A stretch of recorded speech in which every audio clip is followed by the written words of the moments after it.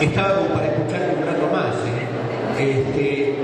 En realidad, después de la exposición de Bittman, uno tiende a pensar lo que venimos más o menos en este segundo congreso.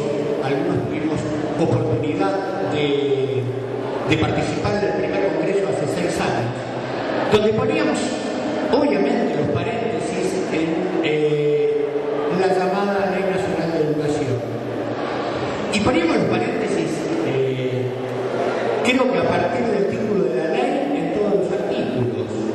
¿Por qué? Porque veníamos diciendo que, concretamente, esto permitía avanzar aún más sobre las propuestas, ya que, no sé bien por qué le puse soberanía al título de la ponencia, pero como vamos a hablar un poquito de esto, era adecuar un instrumento más a los designios de los organismos internacionales, a los que ponen la palabra, a los que nos dicen cómo pensar, no solo la educación, sino cómo pensarnos en la sociedad. De alguna manera, en esa cumbre de Mar del Plata, en las metas al 2021, nos retaban, antes de todo ese párrafo de metas a cumplir entre generales y específicas, y dice el documento metas, no parece que las reformas educativas impulsadas hasta aquí, en las últimas décadas, hayan logrado sus objetivos programáticos, por lo que sería necesario plantearse nuevas estrategias capaces de conseguir con mayor acierto sus finalidades. Entre esas finalidades había una muy fuerte que tenía que ver con el maridaje entre la educación y la vinculación empresarial. Ese maridaje se fue concretando paulatinamente hasta tener hoy a Monsanto o a la Fundación Bunge dando cursos de capacitación a maestros rurales, que supongo que se les enseñará cómo ellos deben enseñar a distinguir una semilla transgénica de la que no lo es, si es que todavía queda alguna que no lo es. Cuando se habla de la ley de financiamiento educativo, la corporación empresaria se puso muy contenta y decía, un artículo de Clarín del 2005, cuando todavía era amigo del gobierno, los 500 hombres de negocios más importantes del país dieron su apoyo a la futura ley de financiamiento educativo. Listo, si ellos dieron el apoyo, hay mucho más para sospechar. No hay ninguna probabilidad de que esto no sea así. Hay un proceso de colonialidad creciente. No estoy hablando de colonialismo, estoy hablando de colonialidad. Y ese criterio de colonialidad no se lo debemos a un pensador europeo. Hay un pensador peruano que se llama Aníbal Quijano, que tiene un largo trabajo sobre los procesos de colonialidad creciente, que él apuesta a que nace en 1492 con la categoría raza. Acá la compañera hablaba de el gobierno indigenista y el gobierno populista de los blancos.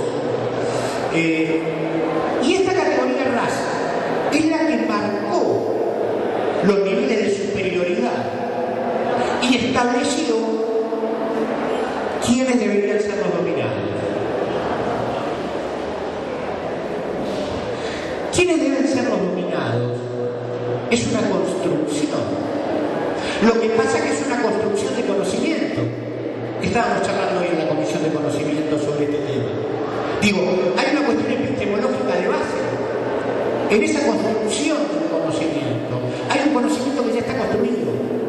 Y es el que abrevamos como docentes. ¿Por qué? Porque lo construyó una nobleza educativa que es extraterritorial, es transnacional. De hecho, yo siempre citaba, desde el año 2003, al grupo PREAL, el grupo de promoción educativa, de promoción para la reforma educativa. El grupo PREAL estaba en Washington, la sede la tenía creo que en Washington, y es la promoción educativa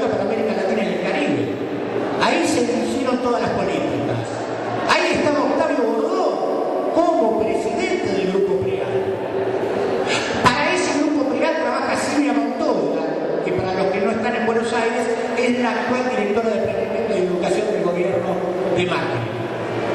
Trabaja con Liach y sacaron el librito Educación para Todos. Porque Educación para Todos es una marca. Como hubo que escuchar al entonces ministro Filmus en la Feria del Libro diciendo marca argentina. Nos ha transformado en un mercado donde se vende una marca que promociona determinadas cuestiones. Para eso en sí, el Consejo Interuniversitario tuvo que aplicar determinadas reglamentaciones para la vinculación entre las empresas y las escuelas. ¿Dicho por quién? Por el colonizador, por Emilio Botín, el presidente del Grupo Santander Río, que en 2008 dice, reúne a todos los rectores de las universidades públicas y le dice, no podemos perder el tren del mercado de la educación superior en Europa. Para eso necesitamos, como furgón de cola, Latinoamérica. Inmediatamente, no pasaron 2 meses y se crea el espacio de educación latinoamericana a propuesta de Emilio Botín. Y todos los tejes y manejes de la red universitaria, la tarjeta de crédito para universitario y el endeudamiento y el mercado del endeudamiento. A eso lo llamamos soberanía. Unos minutos después se crea, porque tampoco lo tenían, el Ministerio de Ciencia y Innovación Tecnológica en España. Un mes después se crea el Ministerio de Ciencia e Innovación Tecnológica en Argentina, compuesto el 50% por dineros públicos nuestros y el otro 50% está compuesto de un crédito del BID. O sea, ¿quién está decidiendo cuál es la investigación científica de nuestros universitarios, de nuestros científicos en las universidades? El BID es el mismo que provee con una partida de más de 46 millones de pesos los libros que le damos gratuitamente a los chicos en las escuelas, en convenios millonarios con las grandes multinacionales editoriales.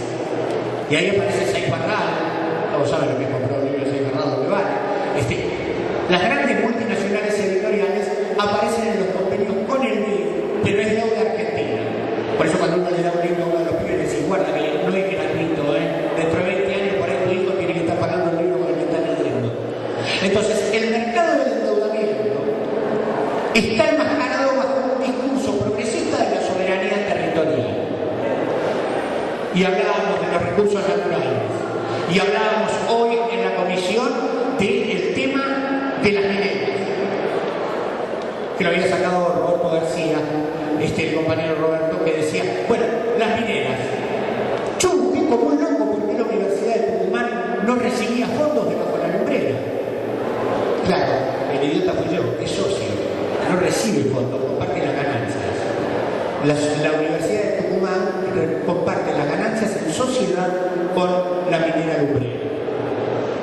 El fiscal Gómez tiene procesado al vicepresidente de la lumbrera. Quieren destituir al fiscal Gómez. No voy a abundar en esto porque sería otro tema, pero es un tema de soberanía. Es decir, lo público empieza a disolverse. Lo público físico, territorial, y lo público simbólico. Entre esas cosas simbólicas aparece la educación. Llevada a un plano de conocimiento meramente instrumental. Cuando hablaba Vilma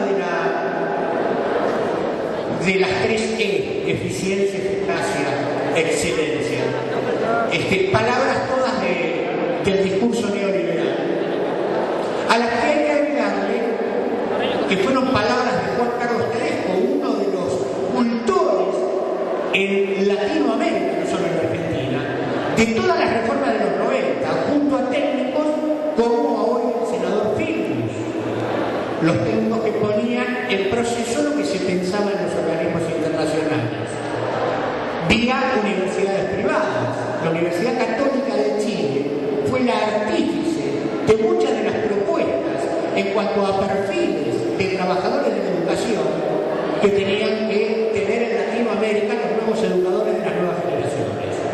La Universidad Católica de Chile, que es la que Milton Friedman pudo hacer el convenio en los años 50 para formar a los primeros Chicago Boys latinoamericanos, con todas las recetas neoliberales que empezaron a aparecer posteriormente.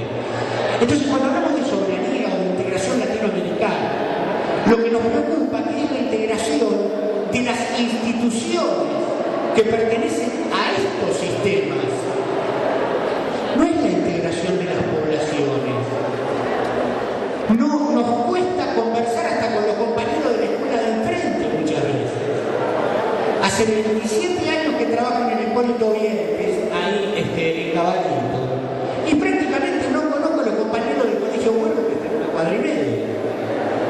Ahora, esto también es responsabilidad nuestra el poder juntarnos para poder ampliar los problemas del conocimiento.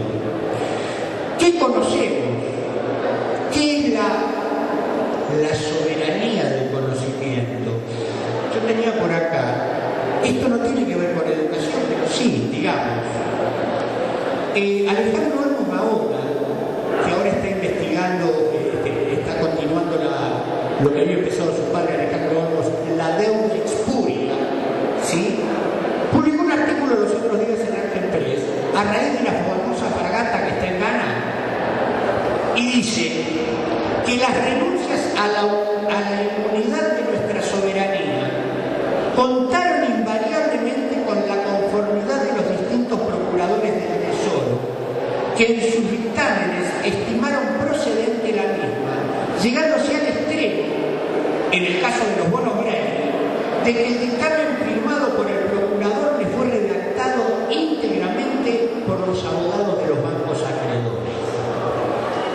Esto es más o menos como el convenio que la Barringol hace con la Universidad Nacional de San Juan en 2004, contratando los servicios del Departamento de Hidráulica de la universidad para monitorear y realizar informes sobre la explotación y la exploración. El artículo 6 del convenio dice que queda absolutamente prohibido hacer públicos estos informes durante los próximos 20 años. Claro, dentro de 20 años ya se fueron de ahí porque ya explotaron todo lo que era minera Veladero, que dicho sea de paso está dentro de lo que la UNESCO llamó Reserva Biósfera de San Guillermo. Primero lo negaron, después lo aceptaron. Todo lo que la UNESCO, digo la UNESCO porque es uno de los faros intelectuales, junto a la CEPAL, de todos los programas de transformación educativa para América Latina y el Caribe. De todos. El famoso documento de transformación y conocimiento, ejes para el conocimiento productivo. Esto que repetía Tedesco, el conocimiento socialmente productivo, que es un avance sobre la ley federal. Porque decía la ley federal el conocimiento socialmente significativo. Y era como, no, ahora quedó claro, es productivo. Y a partir de ahí armamos las orientaciones del secundario, a partir de ahí aparece el Consejo Federal con toda la estructura que ha declarado obsoleta per se, porque todo entró en un terreno de obsolescencia y ahí tenemos otra vez la colonialidad del poder. Están trabajando sobre el concepto de que todo es obsoleto.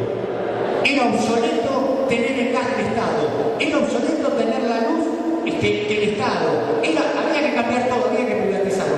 La misma categoría operatoria es la que están utilizando desde hace años, desde la cumbre de Yonti en 1992, donde firman educación para todos. Y entre esas metas está la entrega paulatina a lo que ellos eufemísticamente llaman asociaciones civiles, que son las fundaciones de las grandes corporaciones.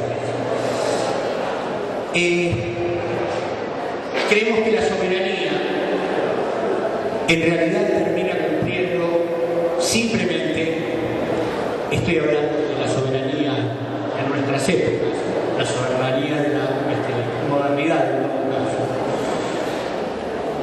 Y cuando hablamos o hablaba Vilma de procesos de descolonización, esos procesos empezaron en la Argentina supuestamente en 1880. ¿Sí? La generación del 80. Roca, el exterminio del otro, los pueblos originarios. En ese proceso de descolonización podemos pensar que hubo un gran engaño, porque fue una clase la que tomó el poder, la que irrumpió en el poder.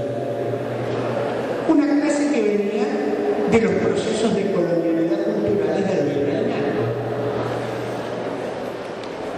Y esa clase terminó constituyendo la nueva burguesía argentina. Y hoy terminamos con esos países que yo no voy a llamar liberados. Permítanme que diga que somos países liberalizados. Estamos dentro del concepto del pensamiento liberal.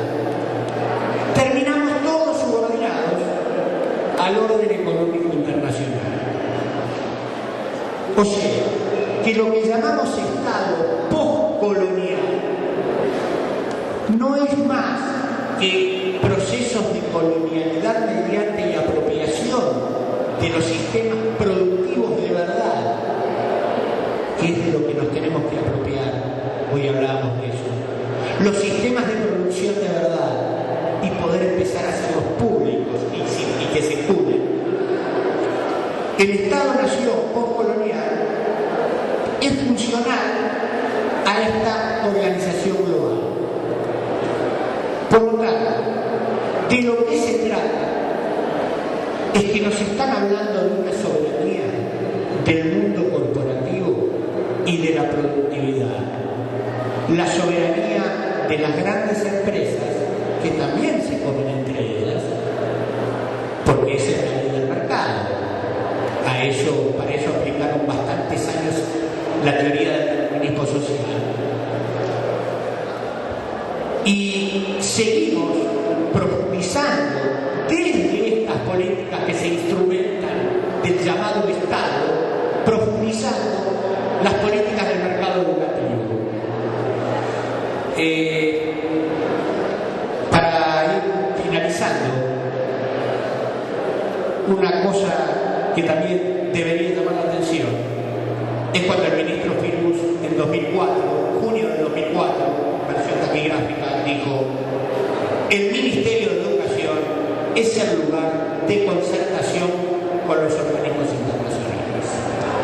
A partir de ahí y de ese enunciado queda claro cuál era la posición y cuál era el cuerpo legal que iba a terminar avasallando el cuerpo público de nuestros sistemas educativos y de nuestros sistemas laborales, que bueno, por razones de tiempo no vamos a trabajar acá. Bueno, gracias a todos y pasamos el micrófono.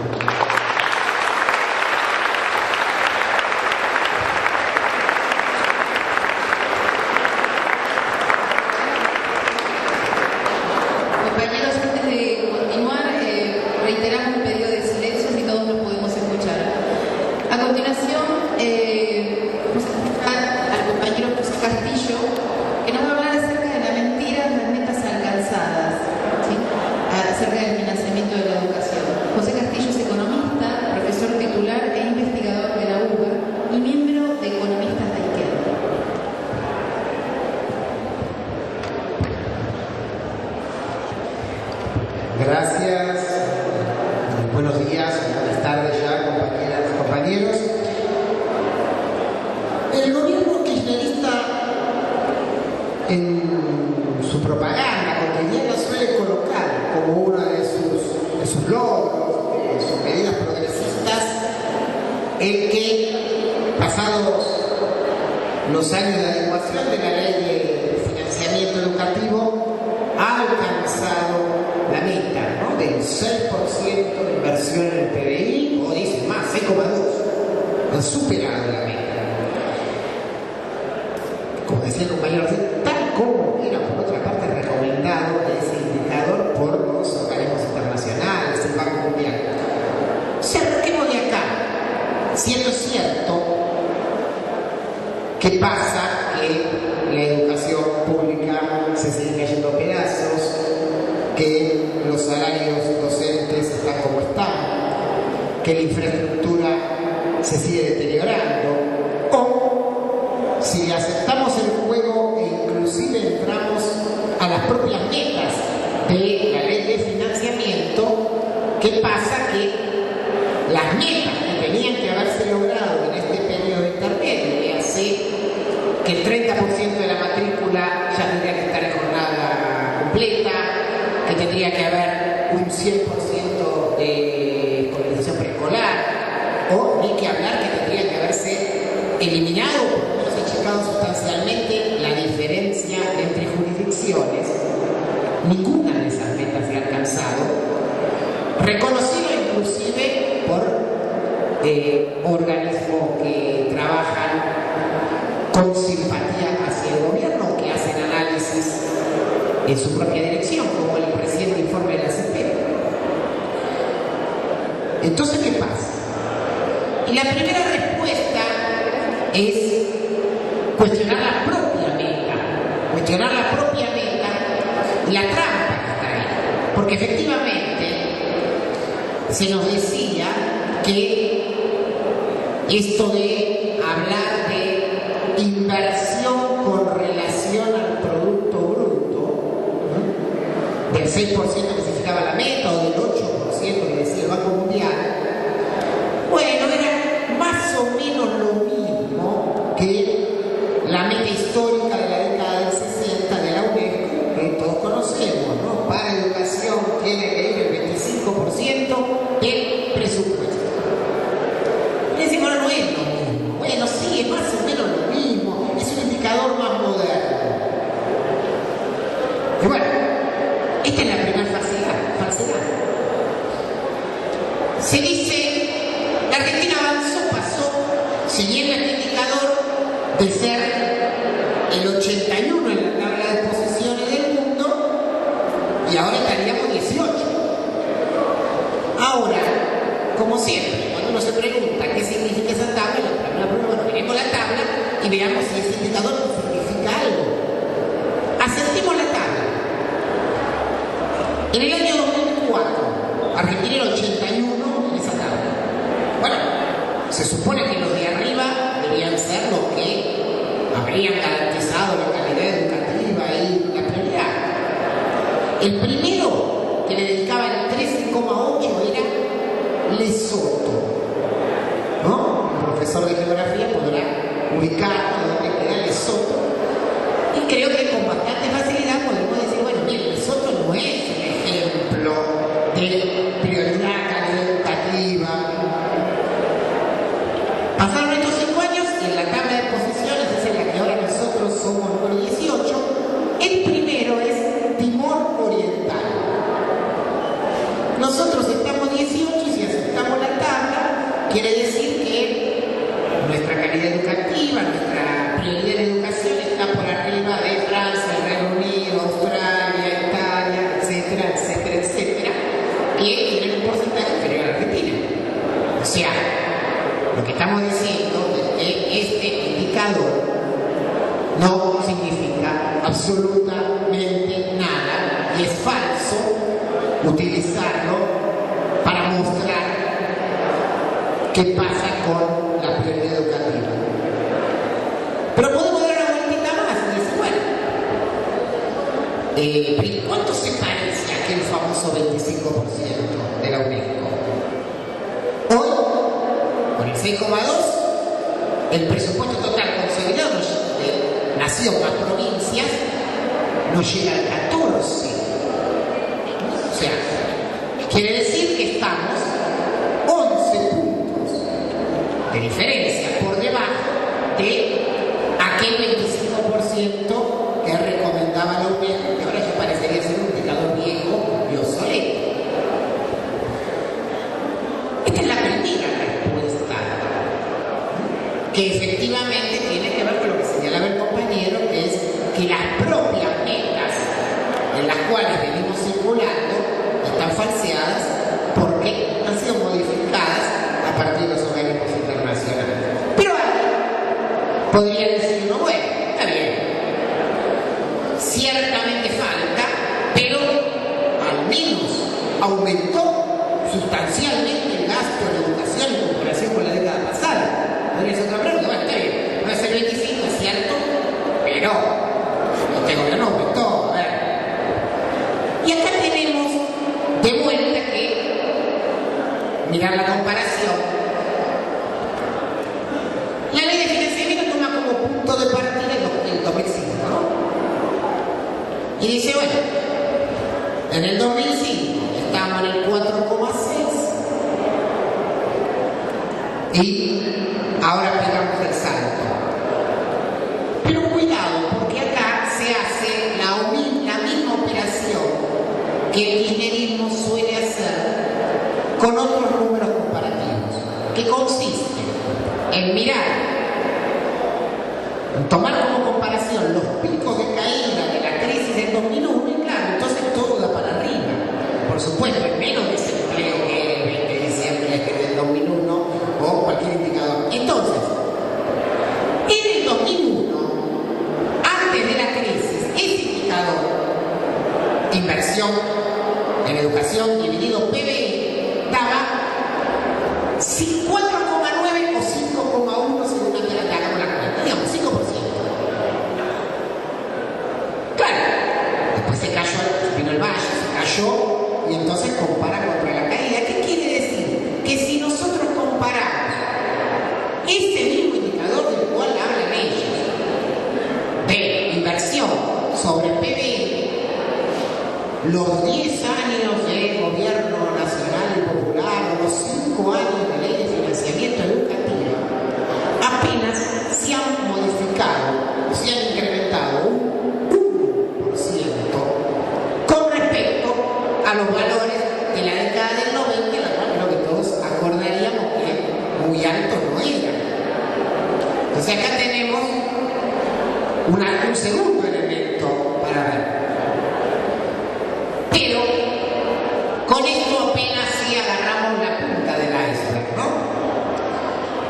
Porque efectivamente la ley de financiamiento educativo tiraba ahí que había que modificar quizás una de las cuestiones más aberrantes que había surgido de la política educativa menemista, creo que ahí estamos todos de acuerdo, el proceso de transferencias del año 92, ¿no? O sea, el hecho de haber generado este Ministerio de Educación sin escuelas, que financiaba subsidiariamente todo el resto tirado a las provincias y por lo tanto todas las desequivalencias entre las provincias. En ese momento, o sea, cuando se produjo la transferencia en el 92, la nación, ahora tomando todo el gasto educativo, no nacimos provincias, la nación quedó aportando el 17%. Y a las provincias le había caído el paquete del 83% restante. ¿Qué pasó en los años siguientes? Bueno, las luchas que fuimos dando, los distintos niveles de la docencia a lo largo de la propia década del 90, que ustedes conocen perfectamente, generó que ese número se fuera modificando. Y entonces, antes de la ley de financiamiento, ya los números eran que la nación estaba poniendo el 27% y las provincias el 73%. Y ahí arrancó la discusión de la ley. Y la ley decía, bueno, tenemos que llegar a un número que nosotros mismos consideraríamos insuficiente, apenas un paliativo, ¿no? Decía, tenemos que llegar a un número de 40% financia la nación y 60% las provincias. Insisto, si nos pudiéramos discutir acá, si ese número está bien, igual diríamos que está mal. Pero no importa, ese es el número. Bueno, estábamos en 27 y 73. Empezó a correr los 5 años de la ley. ¿Cómo estamos hoy? 29 y 71. O sea, la nación aporta el 29% y el 71% lo siguen aportando las provincias. Si miramos un poquito adentro, que hay adentro los presupuestos provinciales, promedio, el 92% es menos, obviamente. Entonces, por supuesto, no nos va a llamar la atención lo que todos ustedes saben, que es las terribles disparidades de cuánto es el gasto por alumno, o sea, la famosa disparidad de 5 entre Tierra del Fuego y Salta, o de 2 entre Ciudad de Buenos Aires y provincia, que tiene que ver con la estructura del presupuesto. ¿Esto qué quiere decir? Que en concreto,